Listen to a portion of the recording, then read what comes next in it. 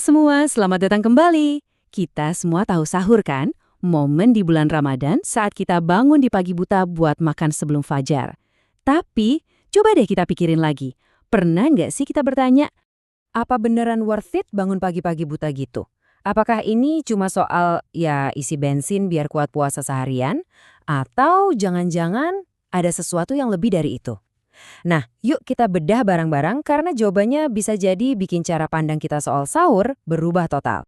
Jadi, ini dia yang bakal kita bahas. Pertama, kita lihat kenapa sahur itu dibilang hidangan penuh berkah.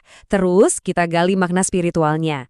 Ketiga, kita bahas gimana sahur jadi bahan bakar buat badan dan jiwa kita. Keempat, soal waktu dan momen kebersamaannya.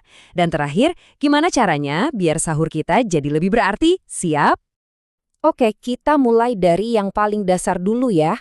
Poin utamanya itu ini, sahur itu bukan sekedar makanan. Rasulullah sendiri menyebutnya ghoda'un mubarak atau makanan yang diberkahi. Jadi ini bukan sekedar kewajiban, tapi lebih ke hadiah, sebuah barokah yang sengaja Tuhan kasih buat kita. Coba bayangin deh, pas kita sahur, kita itu nggak cuma lagi ngisi perut, tapi kita lagi menerima hadiah langsung dari Tuhan. Oke, jadi apa sih yang bikin sahur ini begitu spesial? Kenapa ini bukan cuma sarapan dini hari biasa? Nah, disinilah kita masuk ke sisi spiritualnya. Nah, hadis ini nih kuncinya. Makan sahurlah kalian, karena sesungguhnya di dalam sahur itu terdapat keberkahan. Kata kuncinya jelas banget, barakah atau keberkahan. Ini negesin lagi kalau sahur itu bukan soal makanannya doang. Ini adalah momen kita menyerap berkah langsung ke dalam diri kita. Dan tahu nggak? Inilah yang bikin puasa kita beda. Sahur itu jadi pembeda utama. Nabi Muhammad SAW sendiri bilang, yang memisahkan puasa kita dengan puasanya ahli kitab ya, makan sahur ini. Jadi ini bukan cuma pilihan, tapi udah jadi semacam identitas, ciri khas ibadah puasa kita sebagai umat Islam. Yuk kita gali lebih dalam lagi soal berkahnya. Ternyata ada 3 bentuk loh. Pertama, ya berkah di makanannya itu sendiri. Kedua, dan ini keren banget, malaikat ikut mendoakan kita yang bangun buat sahur. Coba bayangin. Dan ketiga, waktu sahur itu kan sepertiga malam terakhir. Ini waktu yang mustajab banget, di mana doa-doa kita lebih mungkin dikabulkan. Wah, luar biasa ya kekuatan spiritualnya. Terus, hukumnya gimana? Wajib nggak? Nah, para ulama sepakat kalau sahur itu hukumnya sunnah muakkadah. Artinya sangat dianjurkan. Puasa kita tetap sah kok kalau nggak sahur. Tapi, ya ampun sayang banget kan kalau kita ngelewatin semua berkah luar biasa yang barusan kita omongin. Iya. Oke, kita udah bahas kenapanya dari sisi spiritual. Sekarang kita pindah ke sisi yang lebih praktis. Gimana caranya biar badan kita juga dapat manfaat maksimal. Dan ternyata nih, ajaran dari zaman dulu itu klop banget sama ilmu gizi modern. Dan soal kearifan kuno tadi, Nabi Muhammad SAW juga ngasih kita contekan ribuan tahun lalu. Beliau bilang, sebaik-baik sahur seorang mukmin adalah kurma. Dan ini bukan tanpa alasan loh, kurma itu kan sumber energi instan yang gizinya padat banget. Nah, sains modern juga setuju banget. Anggap aja piring sahur kita itu kayak lagi ngerakit power bank buat seharian penuh. Biar energinya awet kita butuh karbohidrat kompleks, biar nggak cepat lapar kuncinya ada di protein, dan pastinya jangan lupa hidrasi alias minum air yang cukup biar badan tetap seimbang. Oke, ini beberapa tips praktisnya ya.